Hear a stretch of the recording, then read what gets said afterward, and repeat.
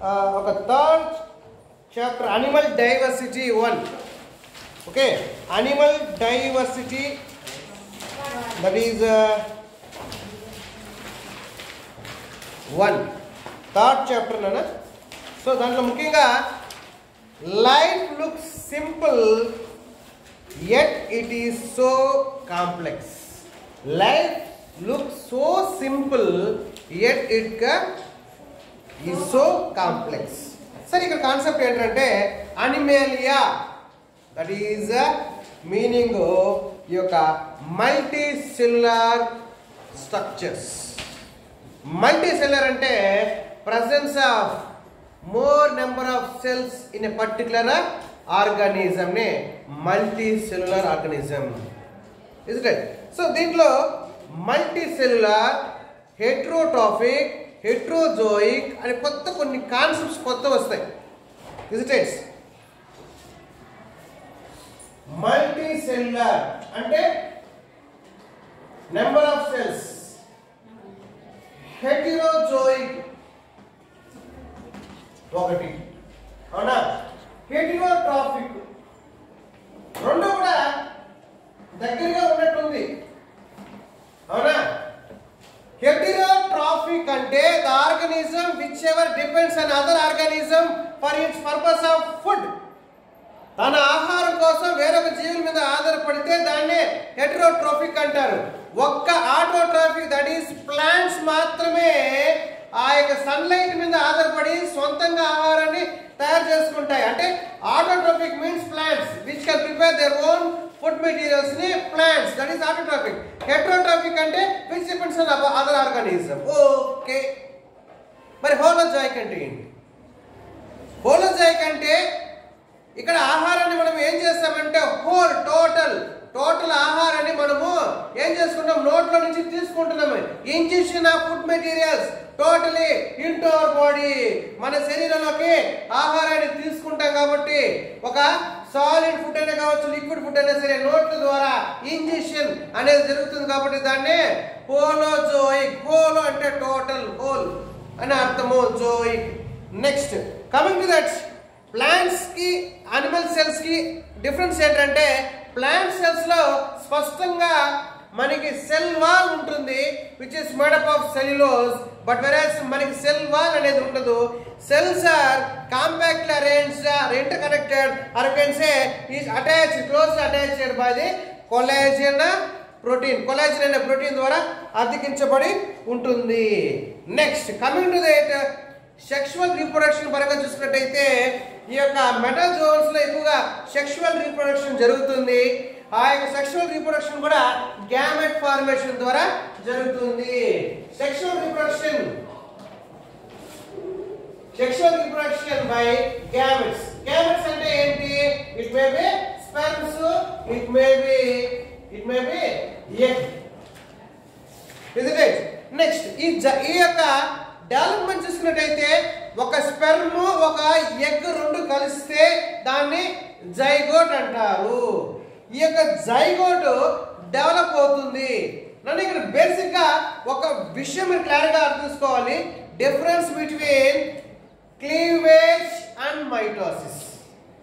Cleavage కి mitosis కి difference ఏంటి అంటే, క్లీవేజ్ అనేది ఒక జైగోట్ లో ఒక సెల్ కాస్త రెండు సెల్ గాను, రెండు సెల్ కాస్త 4, 4 కాస్త 8, 8 కాస్త 16 ఇలా డివైడ్ అవుతూ పోతున్న దాన్ని క్లీవేజ్ అంటారు. మరి మైటోసిస్ కూడా అదే కదా, అక్కడ కూడా 1 నుంచి 2, 2 నుంచి 4 వస్తుంది. మరి డిఫరెన్స్ ఎక్కడ వస్తుంది అంటే సింపుల్ గా మీకు అర్థమయ్యేలాగా సింపుల్ గా ఒక కేక్ ని మనం కట్ చేసేటప్పుడు ఏం చేస్తాము, ఒక రౌండ్ కేక్ ఉంది, ఇలా కట్ చేస్తాము 2 వచ్చింది, ఇలా కట్ చేసాము 2, 4 వచ్చాయి, ఇలా కట్ చేసాము 5 వచ్చాయి, 6 వచ్చాయి, అవునా?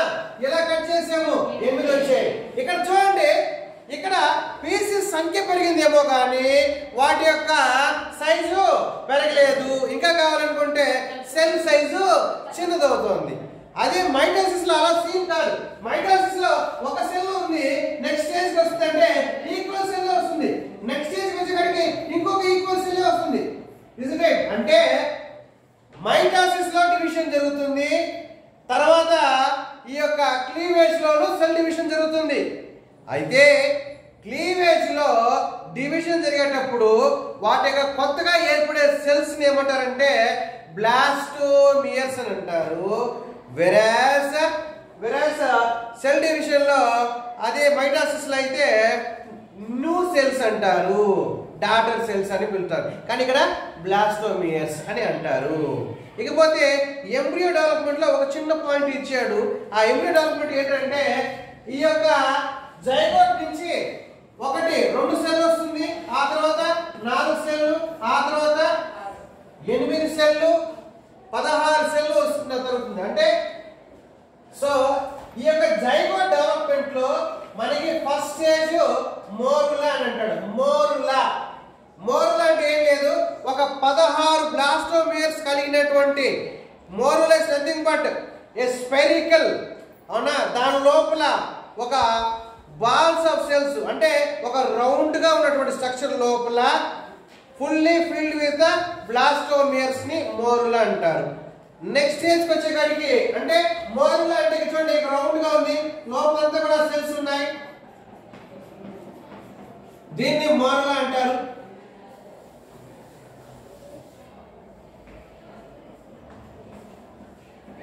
Fully filled with blastomeres, 16 cells stage. అదే ఇక్కడ నుంచి ఇంకొక స్టేజ్ వస్తుంది, దాన్నే బ్లాస్టులా అని అంటారు. కారణం ఏంటంటే ఇక్కడ రౌండ్ గా లోపల ఉన్నటువంటి బ్లాస్టోమియర్స్ అన్ని కూడా ఒక వరుస క్రమంలో అరేంజ్ అవుతుంది. వరుస క్రమంలో అరేంజ్ అయిన తర్వాత ఒక సైడ్ సపరేట్ గా కొన్ని సెల్స్ అక్యుములేట్ అవుతాయి, కొన్ని సెల్స్ అక్యుములేట్ అవుతాయి. ఈ కొన్ని సెల్స్ ని ఏమంటారంటే ఇన్నర్ మాస్ సెల్స్ అంటారు. ఈ ఇన్నర్ మాస్ సెల్స్ నుంచి ఫ్యూచర్ లో ఎపిప్లాస్ట్, ఆ తర్వాత హైపోప్లాస్ట్ వస్తుంది. ఇక్కడ లోపల ఖాళీగా ఉంటుంది, ఈ ఖాళీ దాంట్లో లిక్విడ్ ఫ్లో పోతుంది, ఇదేంటి యూటరైన్ లిక్విడ్ ఫ్లో పోతుంది, దాన్ని బ్లాస్టోసీల్ అంటారు. నెక్స్ట్ కమింగ్ టు దిస్, ఇక్కడ నుంచి మనకి గ్యాస్ లా వస్తుంది. ఈ గ్యాస్ లో వచ్చేకాడికి ఏమవుతుందంటే పైన స్పష్టమైనటువంటి స్పష్టమైనటువంటి ఎపిప్లాస్ట్, దాని కింద హైపోప్లాస్ట్, ఇది హైపోప్లాస్ట్, ఇది ఎపిప్లాస్ట్. ఓకే, సో ఇక్కడ ఈ పై లేయర్ ఒకటి ఎక్టోడర్మల్ గాను ఎండోడర్మల్ గాను, ఈ పై లేయర్ దీన్ని ఏమంటారంటే అనిమల్ పోల్ అని కూడా పిలుస్తారు. అనిమల్ పోల్, వెజిటల్ పోల్ అంటారు. అనిమల్ పోల్, వెజిటల్ పోల్ అంటే ఏంటంటే అనిమల్ పోల్ లో సెల్ డివిజన్ ఫాస్ట్ గా ఉంటుంది, సైటోప్లాజం న్యూక్లియస్ యాక్టివ్ గా ఉంటుంది, సైజ్ చిన్నదిగా ఉంటుంది. వెరాస్ వెజిటల్ పోల్ లో ఈ యొక్క వెజిటల్ పోల్ కింద ఉంటుంది, ఈ వెజిటల్ పోల్ లో ఆ యొక్క సెల్ సైజు పెద్దదిగా ఉంటుంది, డివిజన్ స్లోగా ఉంటుంది, యాక్టివ్నెస్ కూడా తక్కువగా ఉంటుంది. అంటే ఇక్కడ చూడండి ఒక గ్యాస్ లో మనకి అనిమల్ పోల్, వెజిటల్ పోల్ అంటే డిఫరెన్స్ అర్థమైందా? ఒక జైగోట్ లో అవునా, ఒక సైడ్ అనిమల్ పోల్ అంటారు, ఒక సైడ్ వెజిటల్ పోల్ అంటారు. ఎందుకు దీని అనిమల్ పోల్ అంటారంటే దీంట్లో నుంచి ఒక ఎంబ్రియో బయటకు వస్తుంది, దీంట్లో నుంచి ఒక ఫీటస్ డెవలప్ అవుతుంది. ఓకే, సో మిగతా సెల్స్ అన్ని కూడా ఆ యొక్క ఫీటస్ డెవలప్మెంట్ కావాల్సినటువంటి ఆ యొక్క ఫుడ్ అండ్ నరిష్మెంట్ ఇస్తూ ఉంటుంది. మీకు అర్థం కావాలంటే ఒకే ఒక పదం చెప్తాను చూడండి. ఒక చెనిగ్గింజ తీసుకోండి, చెనిగ్గింజని ఇలా ఉడవండి, కానీ చెనిగ్గింజను ఉడిచిన తర్వాత మీకు లోపల చెనిగ్గింజ లోపల ఒక షేప్ వచ్చి ఇలా లీఫ్ వస్తుంది. అక్కడ చూసుకున్నట్టయితే ఆ యొక్క ఇది మాత్రమే ఎంబ్రియో, ఈ ప్లేస్ ని ఎంబ్రియో అంటారు. రిమైనింగ్ దీన్ని ఏమంటారు? కాటిలిడన్. అవునా, కాటిలిడన్ దట్ ఈస్ ఎండోస్పర్మ్. ఇక్కడ ఒక్క చెనిగ్గింజలోనే మనకి స్పష్టంగా లోపల ఈ యొక్క సెపరేట్ గా ఎంబ్రియో, ఆ చుట్టూ white part that is కాటిలిడన్ part కనబడుతుంది.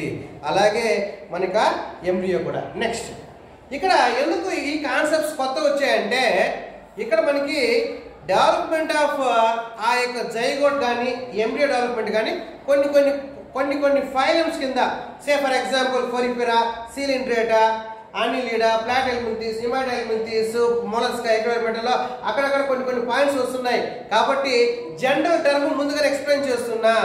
నెక్స్ట్ లైఫ్ సైకిల్లో development is direct and development is indirect అంటే తేడా ఏంటి? What's the difference between development direct and indirect development?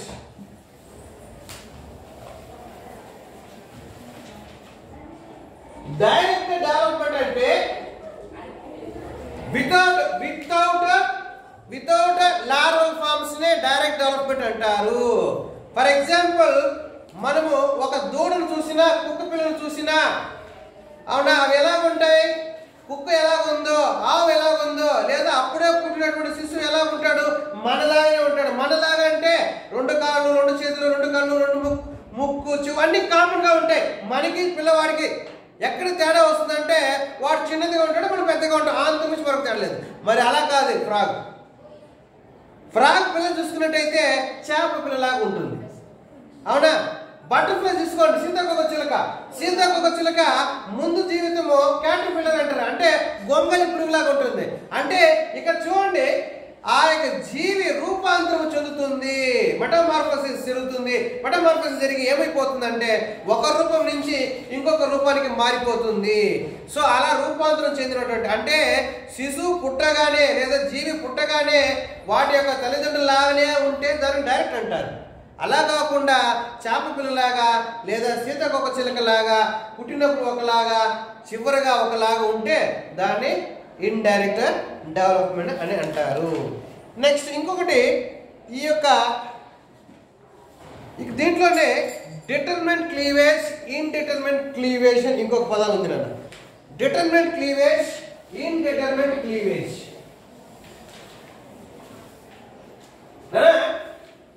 Determinant cleavage, radial cleavage ఇవన్నీ వస్తాయి.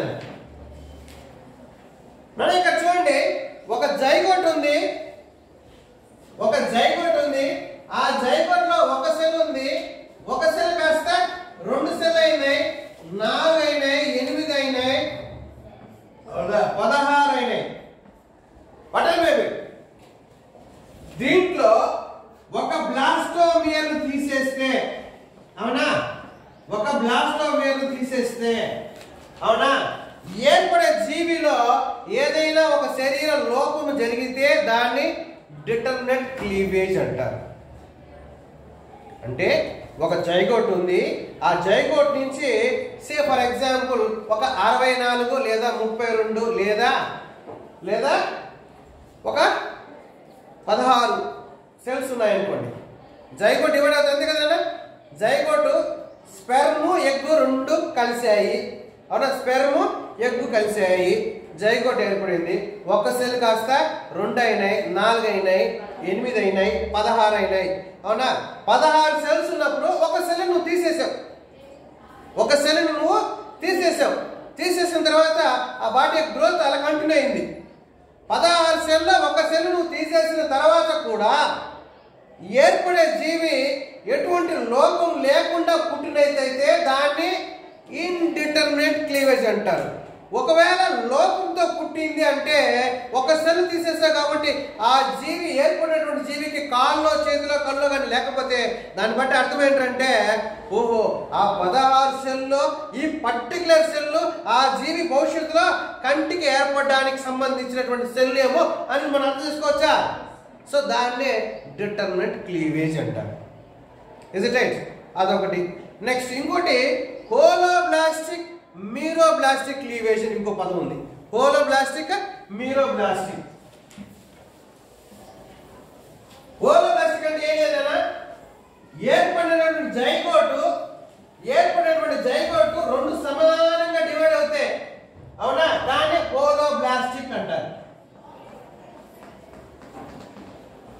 అలా కాకుండా ఏర్పడినటువంటి ఆ యొక్క జైగోట్ లో సెల్స్ ఒక సైడ్ మాత్రమే, అంటే సమానంగా కాకుండా ఎక్కడ పై వైపు మాత్రమే డివైడ్ అయినాయంటే దాన్ని మీరోబ్లాస్టిక్ అంటారు.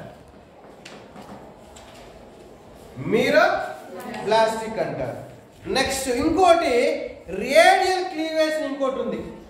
రేడియల్ క్లీవేజ్ అంటే ఇప్పుడు చూడండి, ఒకటి ఉంది, ఒకటి రెండు అయినాయి, నాలుగు అయినాయి. రేడియల్ క్లీవేజ్ ఏమవుతుందంటే ఇక్కడ చూడండి, ఏ బి సి డి, ఇది రేడియల్ క్లీవేజ్, నాలుగు వచ్చాయి. ఇక్కడ నుంచి ఇంకొక నాలుగు సెల్స్ ఎలా వచ్చాయంటే A1 B1 D1 C1. ఇంకోటి కావాలనుకుంటే మళ్ళా ఇట్ సైడ్ A2, అంటే దీన్ని రేడియల్ క్లీవేజ్, దాన్ని రేడియల్ క్లీవేజ్ అని అంటారు. అదే స్పైరల్ క్లీవేజ్ అయితే జస్ట్ ఏమవుతుందంటే ఈ నాలుగు ఉన్నప్పుడు దీని వెనకాల ఇక్కడ ఒకటి వస్తుంది, దాని వెనకాల ఇలా వస్తుంది, ఇలా వస్తుంది, ఇలా ఇలా ఇలా ఇలా గ్రోత్ వస్తూ ఉంటుంది. సో దాన్ని స్పైరల్ క్లీవేజ్ అంటే మీకు ఇలా, అవునా? సో దాన్ని స్పైరల్ క్లీవేజ్. ఇప్పుడు స్పైరల్ క్లీవేజ్ అంటే అర్థమైంది, రేడియల్ క్లీవేజ్ అంటే అర్థమైంది, హోలోబ్లాస్టిక్ మ్యూరోబ్లాస్టిక్ అర్థమైంది నానా. ఈ మ్యూరోబ్లాస్టిక్, హోలోబ్లాస్టిక్, రేడియల్ క్లీవేజ్, డిటర్మినెంట్ ఇవన్నీ కూడా దేని గురించి చెప్తోంది? ఫర్టిలైజేషన్ జరిగిన తర్వాత ఏర్పడినటువంటి జైగోట్ అనేది డివైడ్ అవుతుంది, దాన్నే బ్లాస్టోమియర్ సెల్స్ అంటారు, అవునా?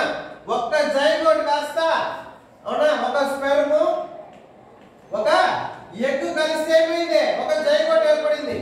ఈ జైగోట్ ఏమవుతుంది, డివైడ్ అవుతుంది, ఒకటి నుంచి రెండు సెల్ గాను, రెండు నుంచి నాలుగు సెల్ గాను, ఇలా డివైడ్ అయ్యే దాన్నే ఏమంటారు, పేరు పెట్టారు హోలోబ్లాస్టిక్. ఈక్వల్ డివైడ్ అవుతుందా, అన్ఈక్వల్ డివైడ్ అవుతుందా, అవునా, రేడియల్ గా డివైడ్ అవుతుందా, ఎలా డివైడ్ అవుతుందా అని చెప్పే స్టోరీలే ఇవన్నీ కూడా, అవునా? అర్థమైందా? Holoblastic what are maybe is it? ఇప్పుడు అర్థమైందా? హోలోబ్లాస్టిక్, మ్యూరోబ్లాస్టిక్, తర్వాత determinant, indeterminant, radial, spiral cleavage. ఇది బేసిక్ గా మనకి వచ్చేటటువంటి కాన్సెప్ట్స్. సరే ఇప్పుడు చూద్దాం. ఇప్పుడు మనకి క్లాసిఫికేషన్కి వచ్చిన తర్వాత మనకి వెన్నెముక లేనటువంటి నోటోకార్డ్, దట్ ఈస్ ఈ ఇక్కడ ఉన్నటువంటి, అవునా, దట్ ఈస్ ఎముకలు లేనటువంటిది, అవునా, వర్టిబ్రేటా ఇన్వర్టిబ్రేటా అంటారు. సో ఇన్వర్టిబ్రేటా అంటే ఎముక లేనటువంటి జీవులు. ఇప్పుడు దీన్ని కూడా వర్గీకరించారు, ఇదే మనం ఫస్ట్ చాప్టర్లో చదువుతాం. దీంట్లో ముఖ్యంగా Porifera, first Porifera, cnidarians, Ctenophora, Platyhelminthes, Nemathelminthes, Annelida, Arthropoda, Mollusca, Echinodermata, ఇలా క్లాసిఫికేషన్ అయితే చేశారు. దీంట్లో కొన్ని పాయింట్స్ హైలైట్గా చెప్పాలనుకుంటే, పొరిఫెరాకి వచ్చేకాడికి అక్కడ ఏముందంటే సెల్యులర్ గ్రేడ్ ఆఫ్ ఆర్గనైజేషన్, అంటే పొరిఫెరాకి వచ్చేకాడికి సెల్స్ అన్ని ఉన్నాయి, ఎక్కువ, అంటే ఒక సెల్ కాకుండా ఎక్కువ సెల్ ఉన్నాయి కాబట్టి దాన్ని సెల్యులర్ లెవెల్ ఆఫ్ ఆర్గనైజేషన్ అని అంటారు. అంటే ఎక్కువ సెల్స్ వచ్చింది ఎక్కడంటే మనకి పొరిఫెరాలో ఫస్ట్ టైం వచ్చింది. అంతకుముందు ప్రోటోజోవా చూసుకున్నట్టయితే అమీబా కావచ్చు, ఈక్లినస్ కావచ్చు, ఏదైనా కానీ ఒకే సెల్. అదే పొరిఫెరాకి వచ్చేకాడికి నెంబర్ ఆఫ్ సెల్స్ కలిగినటువంటి జీవిగా మనం పొరిఫెరాని చెప్పుకుంటాము. అయితే పొరిఫెరాలో సెల్స్ అన్ని కూడా ప్రాపర్ గా అరేంజ్ చేయి ఉండదు, అదొకటైతే. నెక్స్ట్ డిప్లోబ్లాస్టిక్ నేచర్ కూడా మనకి ఇక్కడ వచ్చింది. ఇప్పుడు డిప్లోబ్లాస్టిక్ నేచర్ అంటే ఏంటి అంటే శరీరంలో అవుట్ సైడ్ ఎక్టోడర్మ్, లోపక ఎండోడర్మ్ ఉన్నట్టయితే దాన్నే డిప్లోబ్లాస్టిక్ నేచర్ అంటారు. ఇక్కడ చూడండి, బాడీ వాల్ ఎక్టోడర్మ్, లోపలికి వస్తే ఎండోడర్మ్. సో రెండు లేయర్స్ కలిగి ఉంటే దాన్ని డిప్లోబ్లాస్టిక్ అంటారు. ఇంకొక లేయర్ ఉన్నట్టయితే దట్ ఈస్ మీసోడర్మ్ ఉంటే దాన్ని ట్రిప్లోబ్లాస్టిక్ అంటారు, ట్రిప్లోబ్లాస్టిక్. సో 3 లేయర్స్ గురించి అర్థమైంది, is it? Next coming to that, మన శరీరంలో ఇప్పుడు ప్రోటోస్టోమియా, డిట్రోస్టోమియా కూడా తెలియాలి. ప్రోటోస్టోమియా ఫస్ట్ చాప్టర్లోనే వచ్చింది, అవునా? దట్ ఈస్ బ్లాస్టోపోర్, ఫస్ట్ మౌత్ గా ఏర్పడితే దాన్ని ఏమంటారు, ప్రోటోస్టోమియా అంటారు. అసలు బ్లాస్టోపోర్ అంటే ఏంటి, ఎక్కడ వస్తుంది అంటే సింపుల్ అన్న, జస్ట్ ఇక్కడ చూడండి,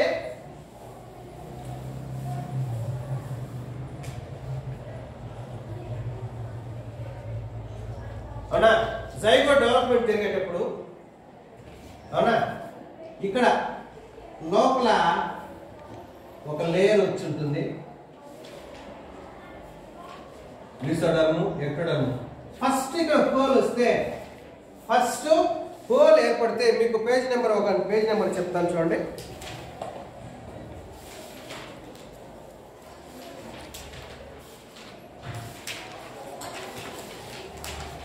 పేజ్ నెంబర్ 38 లో చూడండి.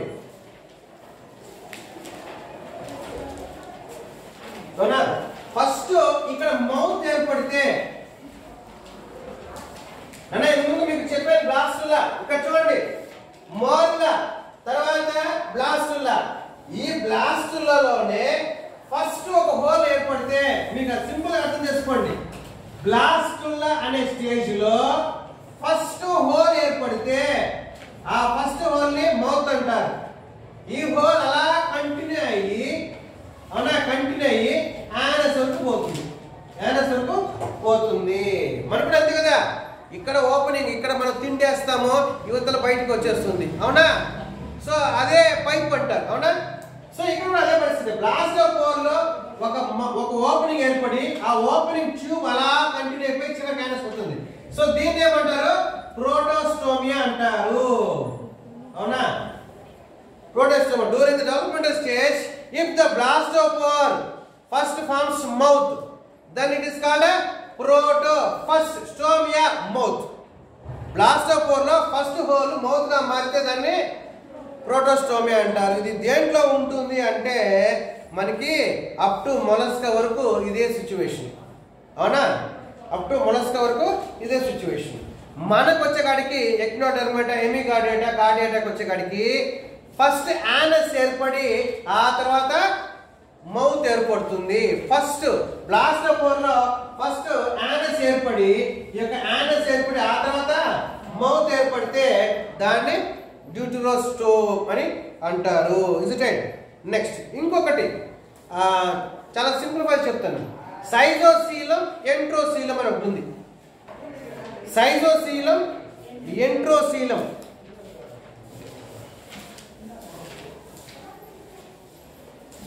ఏ సీలోమేట్, సూడోసీలోమేట్ అని ఉంది నాన్న.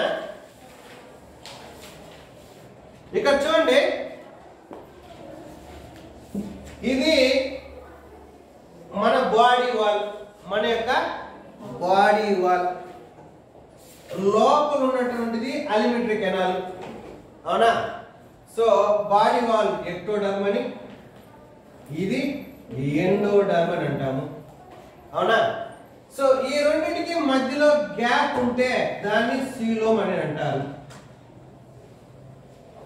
అవునా?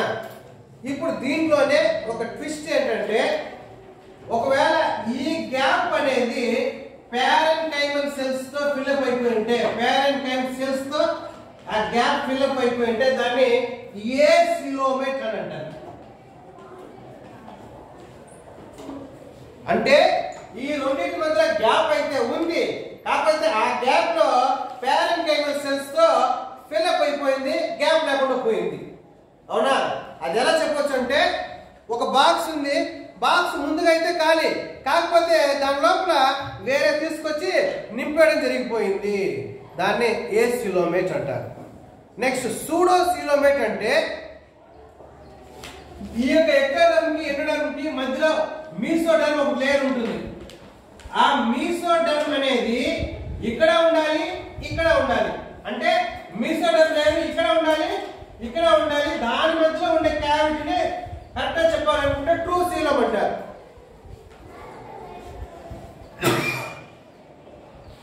మీసోడర్మ్ కి మధ్యలో ఉన్నటువంటి గ్యాప్ లో ఉండేదాన్ని సీలోమ్ అంటారు, ట్రూ సీలోమ్ అంటారు.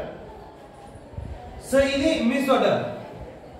ఇప్పుడు మీసోడర్మ్ ఒకవైపు ఉందనుకో, దాన్ని ఏమంటారు? సూడోసీలోమ్ అంటారు. సూడోసీలోమ్. ఇప్పుడు మనకి ఏ సీలోమ్కి వచ్చే కాడికి ప్లాటిహెల్మింథస్ వస్తుంది. ఏ సీలోమ్ వచ్చి ప్లాటిహెల్మింథస్, ఆ తర్వాత నిమాటిక్ వచ్చే కాడికి సూడోసీలోమేట్స్ వస్తుంది. ఇప్పుడు ఇంకొక టాపిక్ వస్తే సైజోసీలం, ఎంటిరోసీలోమ్. మీకు ఇది అర్థమైందినా? నెక్స్ట్ సైజోసీలం, ఎంటిరోసీలోమ్ అంటే బయట బాడీ వాళ్ళ ఎక్టోడర్మ్ ఎండోడర్మ్ ఇది ఓకే. ఎండోడర్మ్ అంటే that is alimentary canal gut ఉండేది. ఇక్కడ చూడండి ఈ యొక్క ఎక్టోడర్మ్ ఎండోడర్మ్ మధ్యలో ఒక పౌచ్ ఏర్పడింది. ఈ పక్క పౌచ్ ఏర్పడింది అవునా. ఈ పౌచ్ ఏమైపోతుంది కాలక్రమేణా పెరిగి పెద్దదయ్యి ఇట్లా యూనిట్ అయిపోతుంది. ఇది ఇట్లా యూనిట్ అయిపోతుంది. ఇది ఇట్లా యూనిట్ అయిపోతుంది. ఇది ఇట్లా కలిసిపోతుంది. అప్పుడు ఏమైపోతుంది ఇది వచ్చి అవునా ఇది అవుట్ ఇదొక మీసోడర్మ్ లేయర్ గాను ఇదొక మీసోడర్మ్ లేయర్ గా ఏర్పడిపోతుంది. అంటే ఇక్కడ చూడండి mesoderm layer is formed by the mesodermal pouches. Mesodermal pouches అర్థమైందా? అంటే ఇక్కడ చూడండి ఇలా ఉన్నటువంటి పౌచ్ ఏమైపోయింది ఇలా ఉంది ఇలా పెరిగింది అవునా ఇలా పెరిగింది. ఆ తర్వాత ఏమైపోయింది ఇవన్నీ కూడా క్లోజ్ అయిపోయి బయటది ఒక లేయర్ గాను లోపలిది ఇంకొక లేయర్ గాను ఏర్పడిపోయింది అవునా. సో అలా రెండు మీసోడర్మ్ ఏర్పడిపోయినాయి. అలా రెండు మీసోడర్మ్ ఏర్పడిపోయి వాటి మధ్యలో ఉన్నటువంటి గ్యాప్ ని ట్రూ సీలోమ్ అంటారు. ఇలా ఏర్పడేదాన్ని ఏమంటారు సైజో సీలోమ్ అని అంటారు అవునా. నెక్స్ట్ ఇంకొకటి స్ప్లిట్టింగ్ ఆఫ్ సీలోమ్ అవునా. సరే సైజో సీలోమ్ అంటే స్ప్లిట్టింగ్ అన్న. సరే ఇది ఎంట్రో సీలోమ్ ఇది వచ్చి ఎంటిరో సీలోమ్. మీసోడర్మ్ పౌచ్ నుంచి వస్తే సైజో మీసోడర్మ్ పౌచ్ నుంచి వస్తే సైజో సీలోమ్ అంటే ఏం కదా ఇక్కడ చూడండి ఒక్క లేయర్ ఉన్నటువంటి మీసోడర్మ్ లేయర్ రెండు లేయర్ గా ఏర్పడిపోతే అవునా ఇప్పుడు ఏర్పడింది ఈ ఒకే లేయర్ కదా ఈ ఒక్క లేయర్ కాస్త అయిపోయింది ఇటొక లేయర్ గా ఏర్పడిపోయింది. సో దాన్ని ఏమంటారు సైజో సీలోమ్ అంటారు. స్ప్లిట్టింగ్ ఆఫ్ మీసోడర్మ్ వల్ల ఏర్పడేదాన్ని సైజో సీలోమ్ అని అంటారు. Is it right? అర్థమైందా? ఓకే నెక్స్ట్ ఇప్పుడు మనం లెసన్ కి వెళ్దాం. ఇది వచ్చి general characters. Now will go for Porifera the blind of shoot.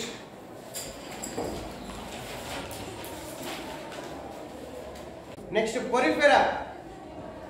Next పొరిఫెరాలో పొరిఫెరాని ఏమంటారంటే an evolutionary blind offshoot అంటారు. an evolutionary blind offshoot అంటే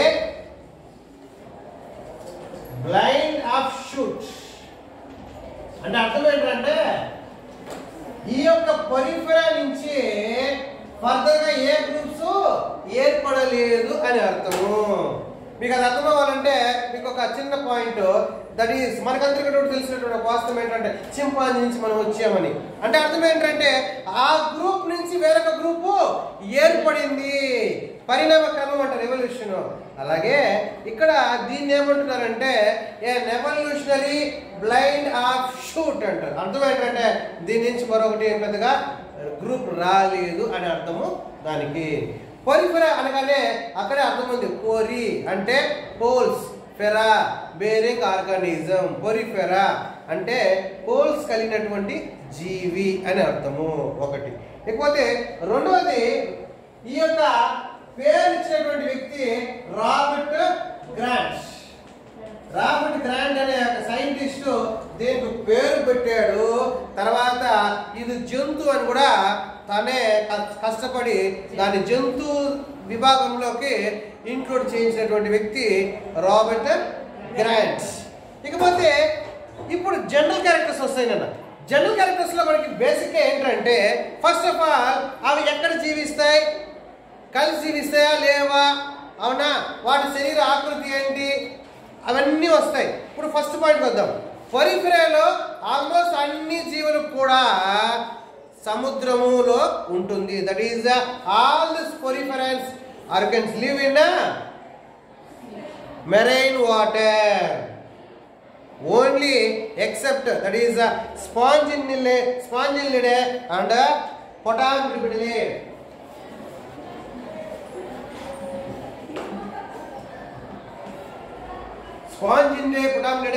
స్పాంజినిడే అనేది ఒకటి మాత్రమే మనకి ఫ్రెష్ వాటర్ లో కనబడుతుంది. మిగతా అన్ని పోరిఫెరన్స్ అన్ని కూడా సముద్రంలో జీవించేవి. ఇకపోతే రేడియల్ సిమెట్రీ, ఎయిర్ సిమెట్రీ అంటాడు. ఫస్ట్ ఆఫ్ ఆల్ సిమెట్రీ అంటే ఏంటి తెలియాలి కదా. సిమెట్రీ అంటే ఏంటంటే స్పష్టమైనటువంటి శరీర ఆకృతి ఉన్నట్టయితే దాన్ని సిమెట్రీ అంటారు. ఇప్పుడు మనము బైలేటరల్ సిమెట్రీ అంటాము. ఎందుకంటే if we cut an organism at any one plane into two equal halves, then it is called a bilateral symmetry. So మనల్ని ఇలా పైనుంచి ఇలా కట్ చేస్తే 2 సగ భాగాలు వస్తాయి. దాన్నే బైలేటరల్ సిమెట్రీ అంటారు. అదే రేడియల్ సిమెట్రీ అంటే if we cut an organism into two equal halves more than one plane, then it is called radial symmetry. అంటే ఒక జీవిని ఒకే యాంగిల్లో కాకుండా 2-3 యాంగిల్లో 2 సమభాగాలుగా కట్ చేస్తే దాన్ని రేడియల్ సిమెట్రీ అంటారు. So for example star fish మీరు చూసే ఉంటారు.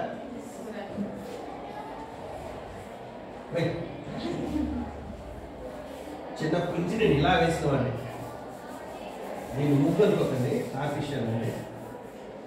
అవునా? దీన్ని మనం ఇలా కట్ చేసినా 2 సమభాగాలు వస్తాయి, ఇలా కట్ చేసినా 2 సమభాగాలుగా వస్తాయి. అవునా? అంటే ఏంటి, ఒక యాంగిల్ కన్నా 2-3 యాంగిల్లో ఆ జీవిని 2 సమభాగాలుగా కట్ చేస్తే దాన్ని రేడియల్ సిమెట్రీ అంటారు. ఒకవేళ ఎయిర్ సిమెట్రీ అంటే అసలు ఒక షేప్ కూడా లేనటువంటి జీవి. మనకి షేప్ లేనటువంటి జీవి గురించి అమీబా తెలుసు. అమీబా స్పష్టమైనటువంటి ఏ షేప్ లేదు కాబట్టి దాన్ని ఎయిర్ సిమెట్రీ అంటారు.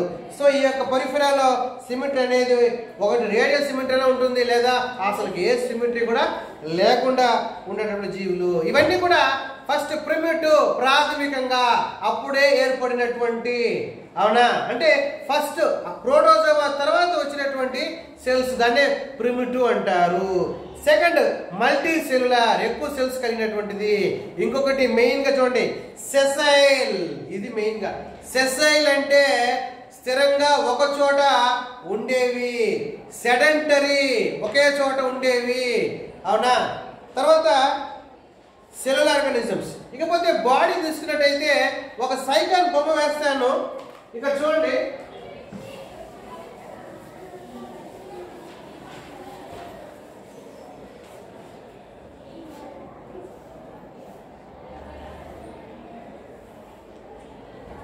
శరీరంలో 2 లేయర్స్ ఉంటాయి. అవుటర్ ఎక్టోడర్మ్, దీన్ని పినాకోడర్మ్ అంటారు. పోరిఫెరాలో అవుటర్ లేయర్ ని పినాకోడర్మ్ అంటారు.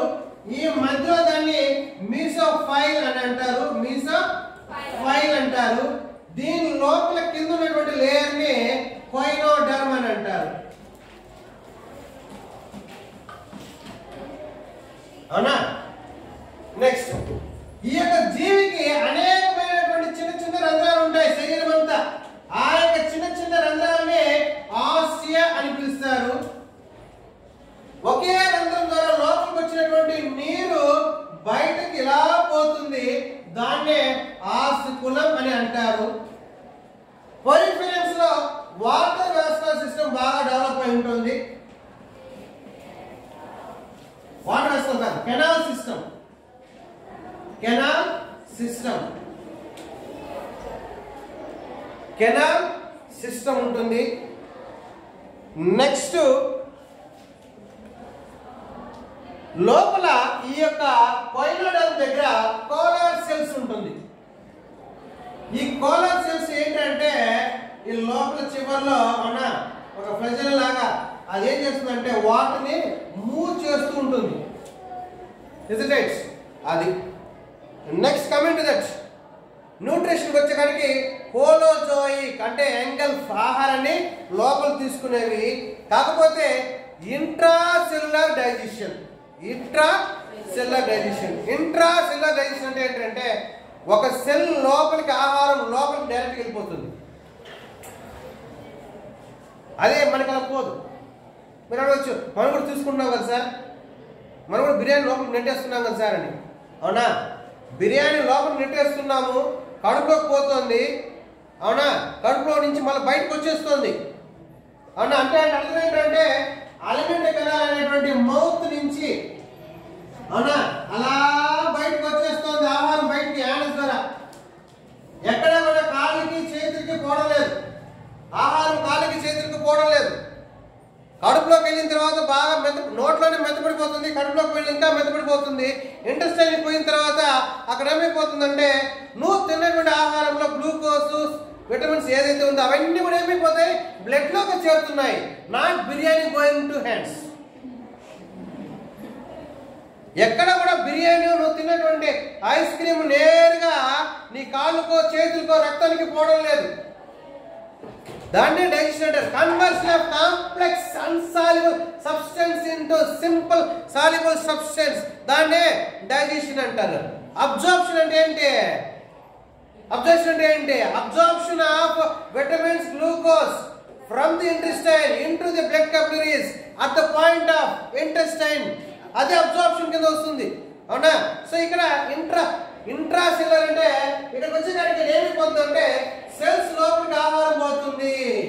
మన యొక్క వాటి యొక్క సెల్స్ లోపలికి ఆహారం పోయి అక్కడ డైజెషన్ అనేది జరుగుతుంది. దాన్నే ఇంట్రాసెల్యులర్ డైజెషన్.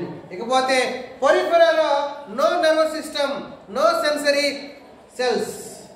దానికి నర్వస్ సిస్టమ్ అనేది లేదు, సెన్సరీ సెల్స్ అనేది లేదు.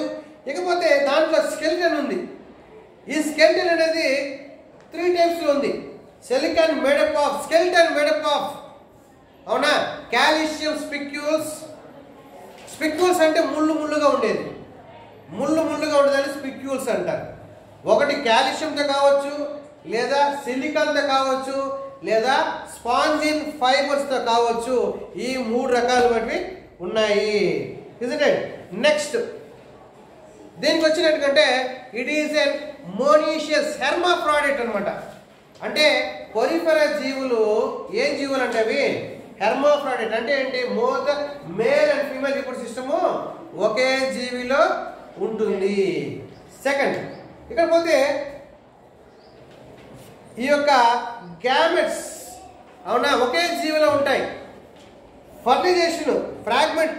ఇప్పుడు ఒకటి ఈ యొక్క పొరిఫెరాలో 2 రకాలైనటువంటి రీప్రొడక్షన్ జరుగుతుందంట. Even though it is an hermaphrodite that is monoecious, అంటే మేల్ ఫీమేల్ రీప్రొడక్షన్ ఒకే జీవిలో ఉన్నా కానీ 2 రకాలైనటువంటి రీప్రొడక్షన్ జరుగుతుంది. ఒకటి asexual reproduction, sexual reproduction. Asexual reproduction వచ్చి ఫ్రాగ్మెంటేషన్. ఆ జీవి తునాతునకలు అయిపోతే ఒక్కొక్క తునక నుంచి ఒక్కొక్క జీవి వస్తుంది బయటికి. దాన్నే ఫ్రాగ్మెంటేషన్. మీకు ఫ్రాగ్మెంటేషన్ అర్థం అవ్వాలంటే ఒక్కసారి చెరుకు తోటకి వెళ్ళారనుకో, ఒక చెరుకుని ఏం చేస్తారు 4 ముక్కలుగా కట్ చేసి దాంట్లో మట్టి వేసేసి దాంట్లో నుంచి ఒక చెట్టు వచ్చేస్తుంది. అవునా కదా? వస్తుంది కదా? సో అది ఫ్రాగ్మెంటేషన్. దీంట్లో అదే సెక్షువల్ రీప్రొడక్షన్ అయితే గ్యామెట్స్ జరుగుతుంది. గ్యామెట్స్ ద్వారా ఫర్టిలైజేషన్ ఈస్ ఇంటర్నల్. ఫర్టిలైజేషన్ అంటే ఏంటి? ఒక స్పెర్మ్ ఒక ఎగ్ కలిసేదాన్నే ఫర్టిలైజేషన్ అంటారు. ఇంటర్నల్ అంటే శరీరం లోపల, ఎక్స్టర్నల్ అంటే శరీరము బయట. ఇప్పుడు బయట అంటే అర్థం అవ్వాలి. బయట ఎలాగా అర్థం అవ్వాలి? 2 కప్పలు ఉన్నాయనుకోండి, బాగా వర్షం పడింది, వర్షం తగ్గింది, అప్పుడు ఏం జరుగుతుంది? ఆడకప్ప కింద ఉంటుంది, మగ కప్ప పైన ఉంటుంది. అవునా? మగ కప్ప బాగా పైన గట్టి కూర్చున్న తర్వాత ఆడకప్ప ఎగ్స్ని కిందకి రిలీజ్ చేస్తుంది. ఆడకప్ప ఏం చేస్తుంది? ఎగ్స్ని కిందకి రిలీజ్ చేస్తుంది. అప్పుడే మగ కప్ప ఏం చేస్తుంది? స్పెర్మ్స్ని రిలీజ్ చేస్తుంది. అంటే ఏంటి? స్పెర్మ్ అయినా ఎగ్ అయినా అన్ని కూడా ఎక్కడ ఉన్నాయి? వాటి శరీరానికి బయట ఉన్నాయి. కాబట్టి దాన్ని ఏమంటారు? ఫర్టిలైజేషన్ ఎక్స్టర్నల్ అని అంటారు. ఫర్టిలైజేషన్ ఎక్స్టర్నల్ అంటారు. అర్థమైతే? ఫర్టిలైజేషన్ ఎక్స్టర్నల్ అంటే సరే అది. Next development indirect. ఇండైరెక్ట్ అంటే అర్థమైపోయింది. ఇండైరెక్ట్ అంటే అర్థం ఏంటి? లార్వల్ ఫామ్ ఏ జీవికైతే ఉందో దాన్ని ఇండైరెక్ట్ అంటారు. లార్వల్ ఫామ్ అంటే ఏంటి? డింపక దశ. అంటే కప్ప చూసుకున్నట్టయితే కప్ప పిల్లలాగా ఉండదు, చేప పిల్ల కనపడుతుంది. సీతాకోక చిలక దాని యొక్క పిల్ల సీతాకోక చిలకలా కనపడదు, గొంగలి పురుగు దాని స్కాటర్ పిల్లగా కనపడుతుంది. దాన్ని ఏమంటారు? ఇండైరెక్ట్ అంటారు. ఇకపోతే దాంట్లో క్లీవేజ్, హోలోబ్లాస్టిక్ క్లీవేజ్. ప్లాస్టిక్ చూడండి, హోలో ప్లాస్టిక్ ఇప్పుడు వచ్చిందా? అందుకే మీకు జనరల్ క్యారెక్టర్స్లో హోలో ప్లాస్టిక్ అంటే ఏంటి, డెవలప్మెంట్ డైరెక్ట్ అంటే ఏంటి, ఇండైరెక్ట్ అంటే ఏంటి అని చెప్పారు. Is right. Next coming to that, దీంట్లో లార్వల్ ఫార్మ్స్ ఉన్నాయి. ప్యారెన్ కైమల్ లార్వా ఒకటి, యాంఫీ బ్యాక్సులా లార్వల్ ఒకటి, ట్రైకామ్యులా అనే ఒక లార్వల్ ఉంది. అవునా? 3 types of larval forms are present in case of Porifera. Second, power of regeneration is well developed. అవునా? రీప్రొడక్షన్ కి రీజనరేషన్ తేడా ఉందా? రీప్రొడక్షన్ అంటే giving rise to new organism, giving rise to new organism, కొత్త జీవిని ఏం చేయడము, సృష్టించడము. రీజనరేషన్ అంటే కోల్పోయినటువంటి శరీర భాగాలను తిరిగి పెంపొందించుకోవడము. That is production of lost parts. For example ఇది అర్థం అవ్వాలంటే మనం బల్లి గారి దగ్గరికి పోవాలి. బల్లి తోక మనం ఎన్నిసార్లు కట్ చేసినా దానికి మళ్ళా మన తోక వస్తూ ఉంటుంది నీ చుట్టూలాగా, అంతే కదా? దాన్ని రీజనరేషన్. సో బల్లి తోక ఎన్నిసార్లు కట్ చేసినా బల్లికి ఉన్నటువంటి క్యాపబుల్ నేచర్ అంటే పవర్ ఆఫ్ రీజనరేషన్ దాని యొక్క తోక భాగమే. అలాగని కాలు కట్ చేసాం, కాలు ఎప్పటికీ రాదు, కొన్ని భాగాలకు మాత్రమే ఈ పవర్ ఆఫ్ రీజనరేషన్ ఇచ్చాడు. Is right? సరే, అది రీజనరేషన్. ఇకపోతే ఇక్కడ మెయిన్గా ఈ యొక్క పొరిఫెరా అనేది 3 క్లాసెస్గా డివైడ్ చేశాడు బేసింగ్ అపాన్ స్కెలిటన్. ఒకటి కాల్షియంతో ఏర్పడి ఉంటే క్యాల్కేరియా, సిలికాన్తో ఏర్పడి ఉంటే అవునా ఎక్సాక్టిడే, అవునా? ఒకవేళ రెండిటితో కలిపి ఏర్పడి ఉంటే డెస్మోస్పాంజియా. ఇప్పుడు మనం ఫస్ట్ క్యాల్కేరియాకి పోదాం.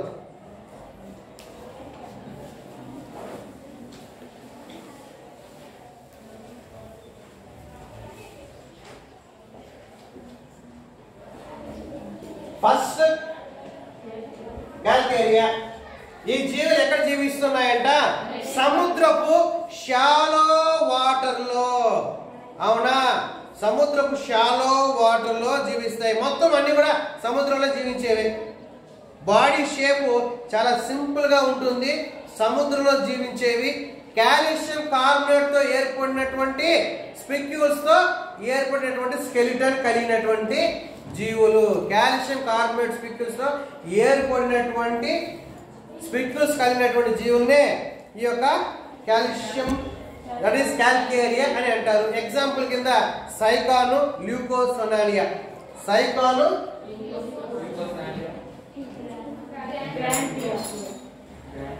Okay, no problem. And next coming to హెక్సాక్టిడే.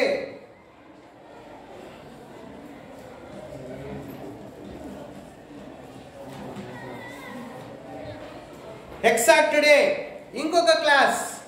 So ఇదేంటంటే అది సముద్రపు ఏటవాల ప్రాంతంలో జీవిస్తే ఇది సముద్రపు అడుగు భాగంలో జీవించే వాటివి. ఇవి ఒంటరిగా ఉన్నటువంటి జీవులు. వీటిలో సిలికాన్తో ఏర్పడినటువంటి spicules that is 6 rayed spicules అంటే అది కూడా 6 రేడ్ స్పిక్యూల్స్. 6 రేడ్స్ అంటే ఏంటన్నా 1 2 3 4 5 6 రేడ్స్ కలిగినటువంటి స్పిక్యూల్స్ ఏర్పడినటువంటి స్కెలిటన్ కలిగినటువంటి జీవులు. సో ఎగ్జాంపుల్ కింద ఇచ్చేసాడు. దట్ ఈస్ యూలెప్టికా, that is Venus flower basket అని అంటారు. ఇంకోటి Hyalonema glass sponge, Hyalonema glass sponge అని అంటారు. Next coming to డెస్మోస్పాంజియా.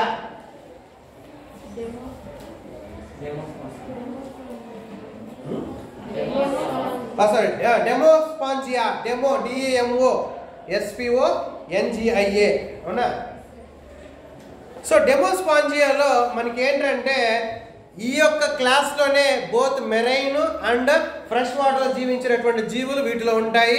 ఈ ఒక్క క్లాస్లోనే ఆ యొక్క జీవులకి స్కెలిటన్ అనేది కాల్షియంతో కానీ సిలికాన్తో కానీ లేదా స్పాంజిన్ ఫైబర్తో ఏర్పడినటువంటి స్కెలిటన్ కలిగినటువంటి జీవులు ఉండేది ఈ యొక్క డెమోస్పాంజియాలోనే. మనకి ఎగ్జాంపుల్ కింద ఇచ్చాడు. దట్ ఈజ్ స్పాంజిన్నెల్లే, యూస్పాంజియా, అవునా, ఖైలినా, డెడ్ మ్యాన్స్ ఫింగర్. ఈ జీవులన్నీ కూడా ఒకసారి మీకు నేను క్లాస్లో ప్రాజెక్ట్లో చూపిస్తాను. నన్ను ఇక్కడ మీరు చూస్తే సైకాన్ స్ట్రక్చర్ చూడవచ్చు. సైకాన్ అనేది మెరైన్ వాటర్ సీ అడుగు భాగంలో ఉంటుంది. ఇక్కడ మెయిన్గా ఈ సైకాన్ చూసినట్టయితే మీకు ఒక చెట్టును చూసినట్టు ఒక ఫీలింగ్ వస్తుంది. Why? Because Sycon grows in marine water which is sedentary. It won't move from one place to other place. It will be growing as if like a plant, ఒక ప్లాంట్ లాగా, ఒక చెట్టులాగా ఉంటుంది. ఇక్కడ మీరు చూసుకున్నట్టయితే దాంట్లో స్పష్టంగా పైన ఏదో రౌండ్గా ఓపెనింగ్ ఉన్నట్టు ఉంటుంది. దాన్ని ఆస్కులం అని అంటారు. ఈ యొక్క శరీరం పైన కంటికి కనిపించినటువంటి చిన్న చిన్న రంధ్రాలు అయితే ఉంటుంది. వాటిని ఆస్టియా అని అంటారు. ఇక డయాగ్రామ్లో మనం చూసుకున్నట్టయితే ఇక్కడ చూడండి, చాలా స్పష్టంగా అవుటర్ లేయర్, అవునా, దీన్ని పినాకోడర్మ్ అంటారు. ఇక్కడ ఏం సెల్స్ ఉంటాయంటే పినాకోసైట్స్ సెల్స్ ఉంటాయి. లోపల చూడండి స్పిక్యూల్స్ అనేది ఉన్నాయి. ఆ స్పిక్యూల్స్ కొన్నిట్లో కాల్షియం స్పిక్యూల్స్, కొన్నిట్లో సిలికాన్ స్పిక్యూల్స్ ఉంటుంది.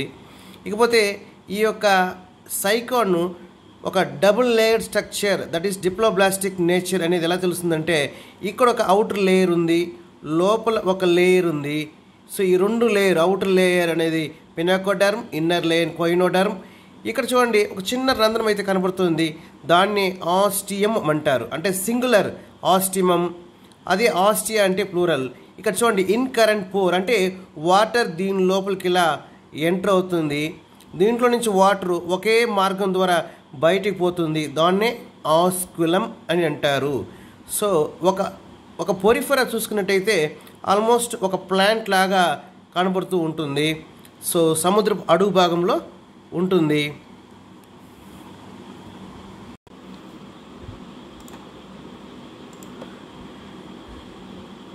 ఇక్కడ మనం ఒక సైకాన్ యొక్క కెనాల్ సిస్టమ్ ఎంత ఫాస్ట్గా, ఎంత యాక్టివ్గా వర్క్ చేస్తుందో చూడవచ్చు.